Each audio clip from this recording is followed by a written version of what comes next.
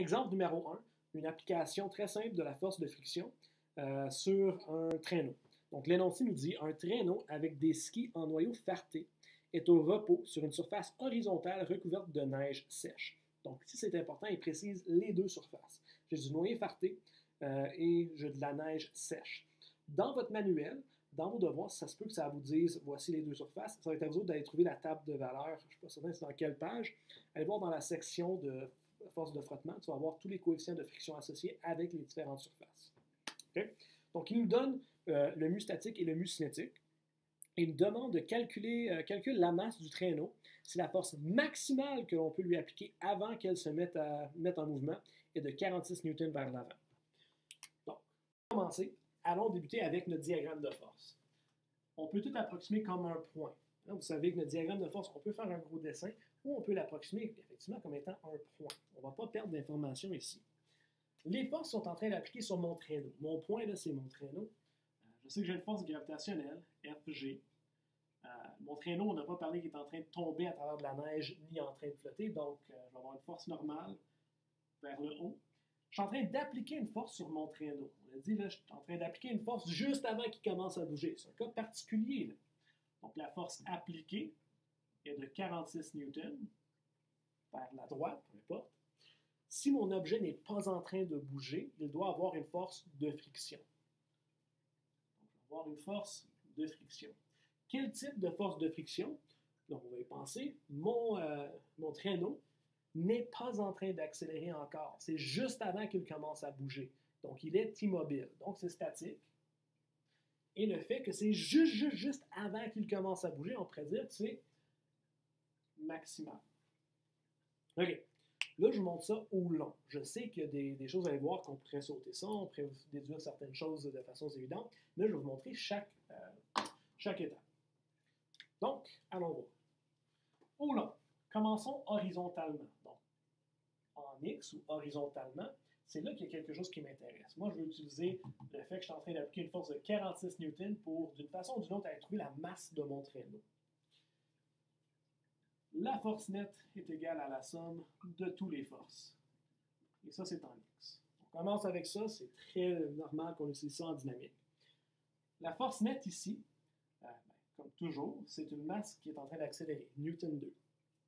Les forces qui sont en train d'être appliquées en X seulement, c'est une force appliquée plus une force de friction statique maximale. OK. Quelle autre information est-ce qu'on connaît? Mon traîneau n'est pas encore en train de bouger. Il est juste avant, c'est juste avant qu'il commence à bouger, mais son accélération est quand même 0.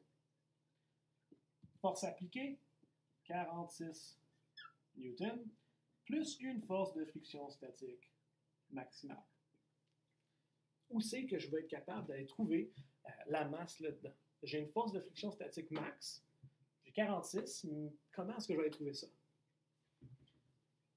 Je vais marquer quelque chose. La force de friction statique maximale, par définition, c'est mu statique fois la force normale. Okay? Et tout ça, puisque j'enlève mon vecteur, je vais prendre en considération la direction. C'est dans quelle direction, là? Force de friction statique max? Négative. OK. 46 newtons, c'est beau, je le connais, c'est un nombre mu statique. On l'a caché dans notre énoncé, 0.06. Okay? Force normale. Ma masse, ça peut-tu être caché dans la force normale? Check bien ça. Force normale, elle, est en Y. Somme des forces. Donc, Fn est égal à la somme des forces. En Y en Y. Donc, on va voir notre problème en Y maintenant. On va aller voir si on peut ramener quelque chose qui nous amène à la masse. La force nette, MA, les forces en Y, j'ai une force gravitationnelle plus une force normale. Mon traîneau n'est pas en train d'accélérer vers le haut ni vers le bas, donc on va avoir 0 ici. Force gravitationnelle, ça c'est mg dans quelle direction? Vers le bas. La force normale, on ne sait pas c'est quoi sa valeur. On va imaginer qu'on ne sait pas c'est quoi, on va mettre ça là, Fn. Remarque, si j'isole Fn ici, force normale, Fn est égal à mg. Donc, ça veut dire que la valeur de Fn, c'est la même grandeur que mg vers le haut. Je peux donc prendre ceci et l'amener dans mon équation. La grandeur de Fn qu'on a trouvée en Y, je peux la mettre en X. On peut aller trouver des valeurs qui se relient une à l'autre. 46 newton moins mu S mg. Je remplace Fn avec mg. Maintenant, dans mon équation, j'ai 0, qui est bien connu, j'ai 46 newton, qui est connu, mu statique, qui est connu, la masse que je cherche est G, 9,8. On l'a trouvé. On peut maintenant aller isoler pour trouver la masse. La masse va être égale à 46 newton sur mu statique fois G. On rentre nos valeurs qu'on connaît. 46 newton, 0,06, 9,81 mètres par seconde carré, qui nous donne une masse de 78,15 kg. On arrondit au chiffre significatif. La masse est égale à, j'ai deux chiffres significatifs, 78 kg. Donc voilà la masse de mon traîneau. Donc, ça a l'air très long, mais on aurait pu remarquer quand même assez vite. Donc, ce n'est pas nécessaire de montrer tout ceci pendant une solution comme celle-là. Vraiment, ici, tu aurais pu me dire, étant donné notre diagramme de force qu'on vient de démontrer, on serait capable de dire, puisque l'accélération en x égale 0, la force de friction statique max est égale à la force appliquée. Pas en direction, mais en grandeur. Ceci est vrai. La force de friction statique max, c'est Fn mu, ou mu Fn, mu statique Fn, qui est égal à notre force appliquée. On va regarder Fa là, on la connaît, c'est 46. Ensuite, puisque l'accélération en Y égale 0, je sais que la force normale va être égale en grandeur à la force gravitationnelle, qui est égale à mg. Donc, mu F normal, mu fois la force normale, devient mu mg, qui est égal à Fa. Moi, je veux la masse. La masse est égale à la force appliquée sur mu statique g. Puis, on retrouve exactement la même réponse. Là, je ne vous dis pas de sauter des étapes, mais je vous dis, là, tu n'as pas besoin de faire tout un tableau pour répondre à un petit problème de même. Montre ton raisonnement assez complètement pour que je puisse suivre tes démarches. C'est ça la chose la plus importante, c'est de te faire comprendre. Quand tu fais une démarche, si tu fais une erreur, je devrais être capable de trouver ton erreur facilement. C'est vraiment ça le raisonnement. Ce n'est pas juste pour le contexte élève-enseignant. Ça fonctionne dans n'importe quoi. Tu deviens un ingénieur et tu fais une erreur quelque part, c'est mieux d'être capable de trouver ton erreur que de dire, ben, je l'ai faite dans ma tête, puis that's what I got. Apprenez à montrer vos travaux de façon aussi claire possible, mais quand même de façon concise. Tu n'as pas besoin de faire des pages et des pages et des pages. On passe à la prochaine exemple. Le prochain exemple va faire avec un chariot qui est en train de glisser. Donc, si je veux préciser, la différence entre statique et cinétique. La force de friction statique, tu as deux surfaces. Il faut qu'il y ait une force normale entre les deux. Ça ne peut pas être juste deux surfaces qui sont à peine en train de se toucher. N'oubliez pas, deux surfaces en contact, il n'y a pas de force normale, il n'y a pas de friction. Donc, deux surfaces, une collée contre l'autre, et il y a une force normale. Tu peux avoir de la friction statique dans ce cas-là. De la friction cinétique, c'est lorsqu'il y a un glissement. Donc, utilisez ce mot-là. Il y a de la friction cinétique lorsqu'il y a un glissement, lorsque les deux surfaces sont en train de glisser les unes contre l'autre. Super important. Donc, ici, dans notre exemple, on nous dit un chariot élévateur de 1640 kg, donc ça c'est genre un forklift, muni de pneus en caoutchouc, dérape. Le mot déraper, encore vocabulaire important, il est en train de skidder, il glisse. Quand tu dérapes dans ta voiture, c'est à cause que tu es en train de faire ça un burn-out, où tu es en train de glisser. Skidding across the road, genre d'affaire. Donc, il dérape sur du béton humide avec ses 4 roues bloquées. Le mu statique est de 0,7 et le mu cinétique est de 0,5. Calcule l'accélération du chariot. Donc, je représente notre situation avec un diagramme de force. Voilà mon chariot élévateur. les forces qui sont en train de s'appliquer sur ce chariot. On va les démontrer avec un vecteur, nos vecteurs. Évidemment, il va y avoir une force gravitationnelle, il va y avoir une force normale. Mon chariot élévateur n'est pas en train de tomber vers le centre de la Terre, ni est-il en train de flotter. Les deux sont en train de s'annuler parfaitement.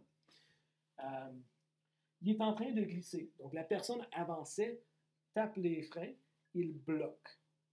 C'est quoi la force qui est en train de faire un mouvement, un changement de mouvement ici? Bien, il y a une force de friction. Si les roues sont en train de glisser, il va y avoir une force de friction, on va l'appeler cinétique. Est-ce qu'il y a une force appliquée vers l'avant? Les roues ne sont pas en train de tourner. Donc, l'engin, le moteur, n'est pas en train de faire rouler les roues pour qu'il avance. Donc, il n'y a aucune force qui est en train de faire avancer notre objet.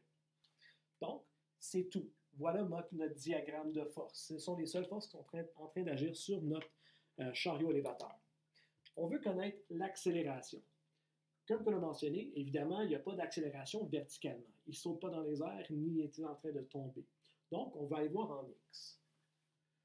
La force nette est égale à la somme de toutes les forces. Et ceci tout en X. On va juste aller voir horizontalement. La force nette, c'est égal à une masse qui est en train d'accélérer. La masse qui est mon chariot élévateur est en train d'accélérer. C'est pour ça qu'on cherche l'accélération. Ça se peut que ça soit nul, tout, mais on va aller voir c'est quoi. Les forces qui sont en train d'agir en X, c'est seulement ma force de friction cinétique. Elle est dans quelle direction? Elle est dans la direction négative. On prend ça en considération dans la prochaine étape. Donc ici, j'ai encore une masse qui est en train d'accélérer. Force de friction, pour la calculer, on utilise mu Fm. Puisque c'est la force de friction cinétique, on prend le mu cinétique. Ceci ne me donne pas de direction. Moi, comme physicien, je dois dire, ah, ça c'est dans la direction négative, puisque ma flèche pointe vers les négatifs. Maintenant, je regarde à ça.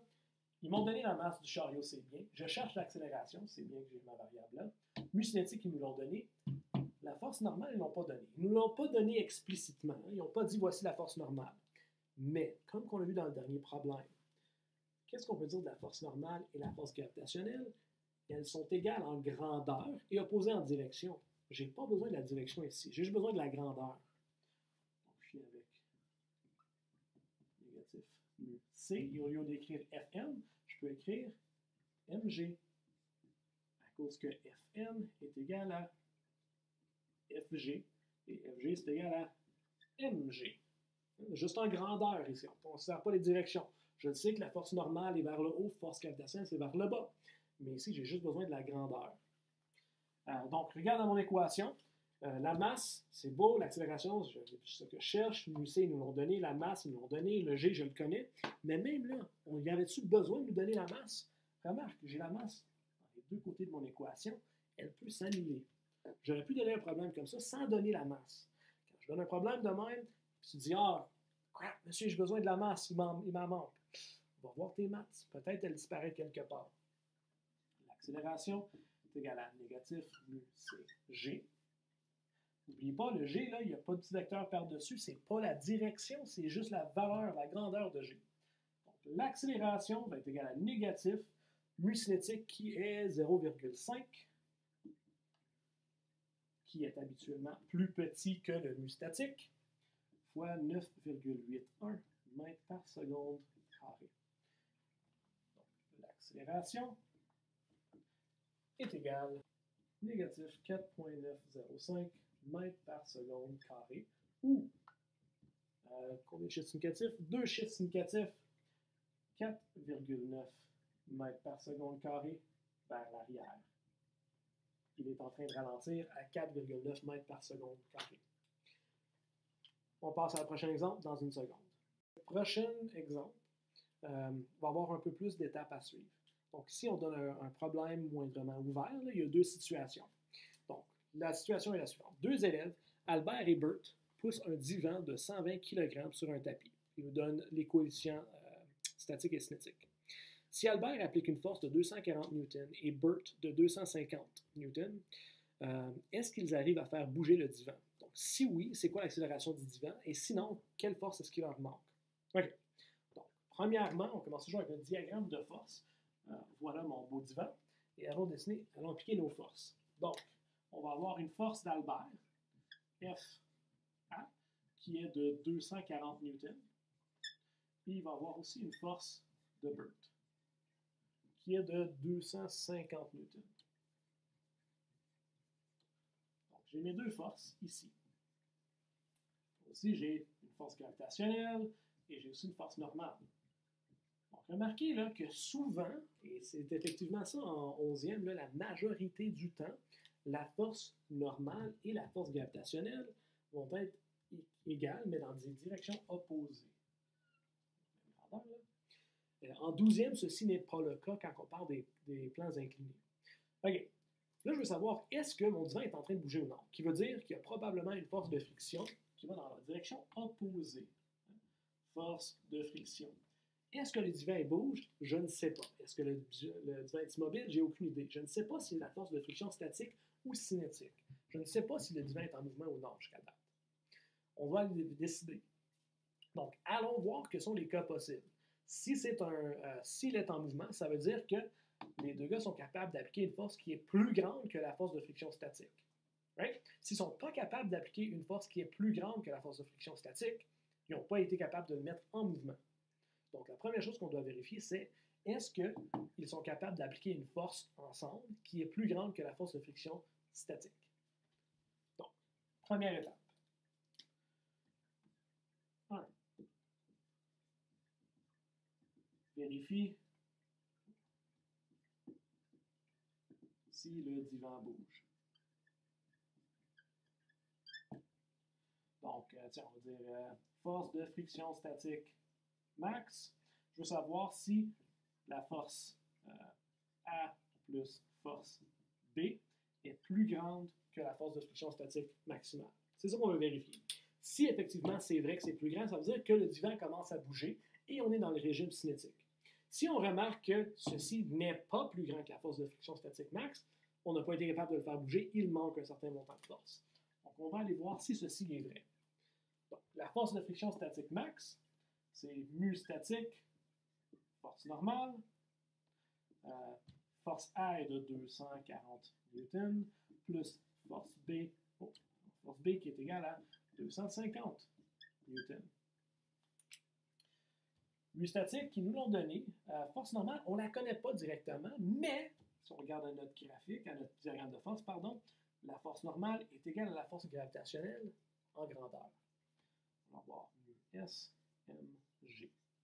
240 plus 250, G, 490 newtons. Donc ça, c'est la force combinée qu'ils sont capables d'appliquer. Mu statique, la valeur est de 0,4. 0,4. La masse du divan est de 120 kg. Et l'accélération gravitationnelle est 9,81 mètres par seconde carré. Est-ce que ceci est plus grand que 490 newtons, oui ou non? Allons voir.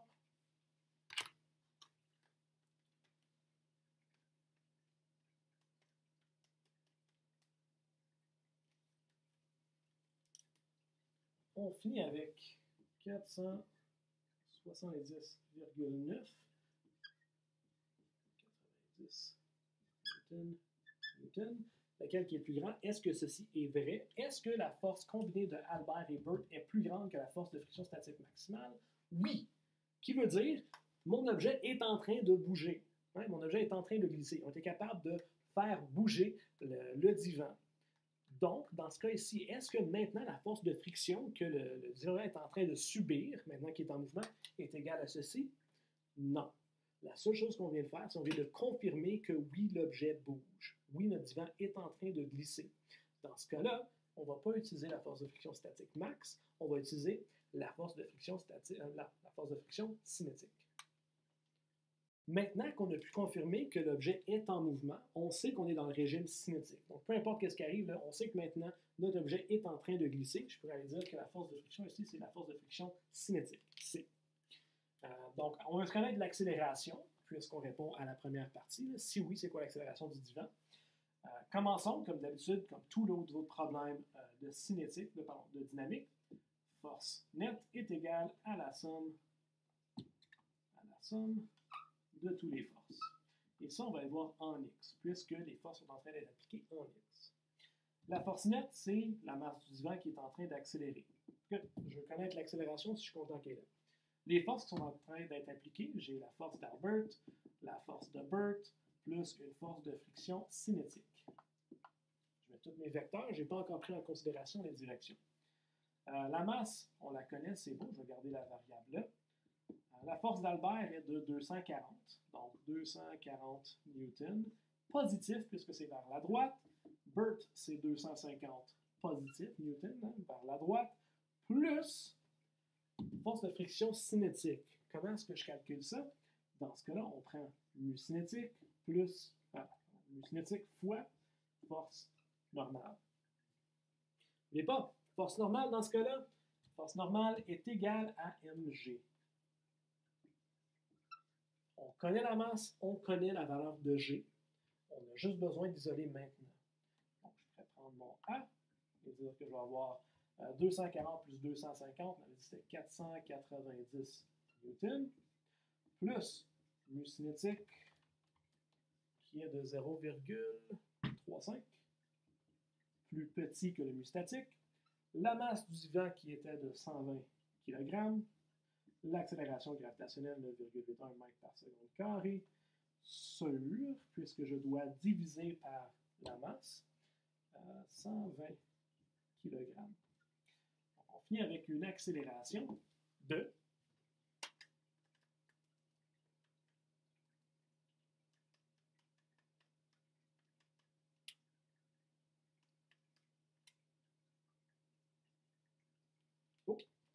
pardon, petite erreur.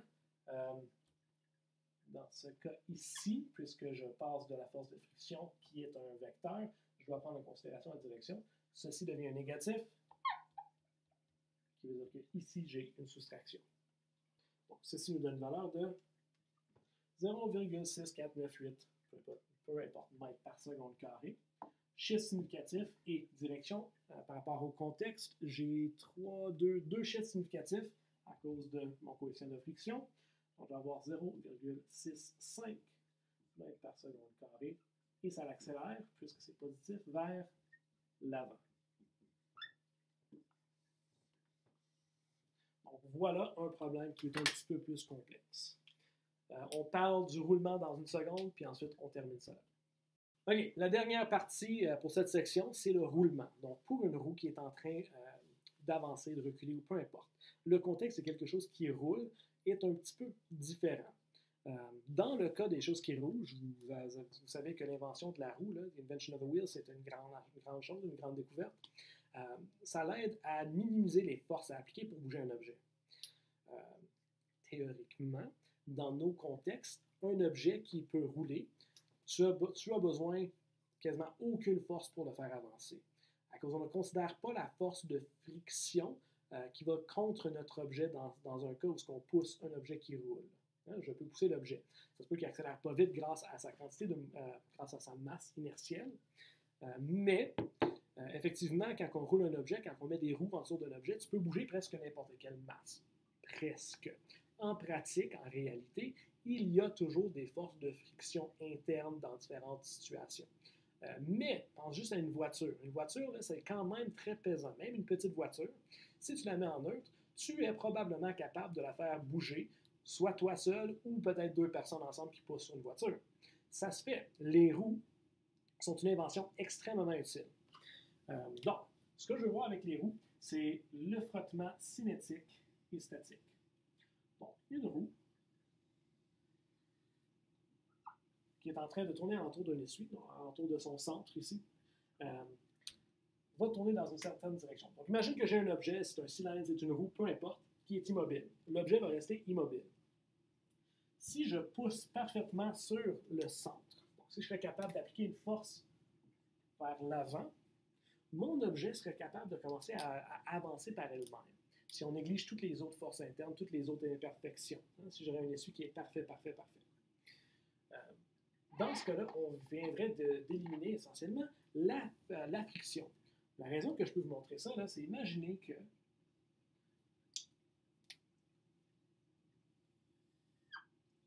j'ai cette situation. j'ai une roue qui est sur un plan incliné. La force qui est en train de faire avancer ma roue, c'est la force gravitationnelle. Il y a une force gravitationnelle qui est parfaitement vers le bas. Qui veut dire qu'il y a une composante qui va contre la surface et j'ai une composante qui va le long de mon plan incliné. Puisque je suis sur une surface inclinée, je vais avoir une force normale qui assure que mon objet n'est pas en train de tomber dans une certaine direction là-bas. Mais cette composante ici, elle, il n'y a rien qui l'arrête. Mon objet va commencer à rouler par elle-même, sans friction qui va l'arrêter. Donc ça, c'est un cas qu'un objet qui est en train de rouler de même.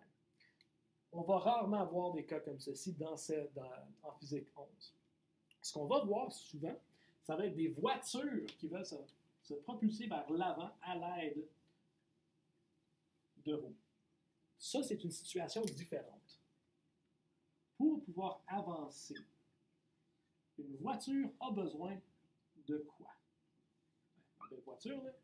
Premièrement, tu as besoin d'un moteur qui va forcer les roues à avancer. Donc, ça va appliquer une force sur les roues pour qu'elles commencent à tourner. Pour que les roues qui tournent soient capables d'avancer, de se propulser vers l'avant, il faut qu'il y ait de la friction entre la roue et la terre. S'il n'y a pas de friction, imaginez l'hiver si tu serais sur un lac complètement gelé et tu essaies d'avancer, puis il n'y a aucune friction. Bien, tes pneus vont juste commencer à tourner et tu n'avanceras pas.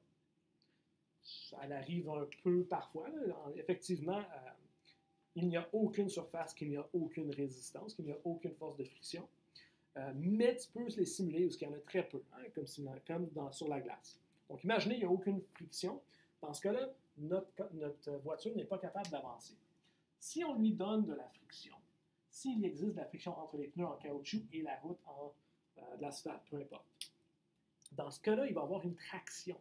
On va parler de traction, c'est une force qui est en train d'être appliquée. Le point important, c'est le point de contact ici. Le point de contact là, qu'est-ce qui est en train d'arriver?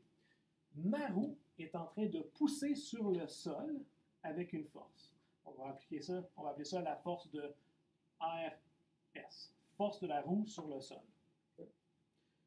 Action-réaction. Si la roue pousse sur le sol pousse sur la roue. Force de sol sur roue.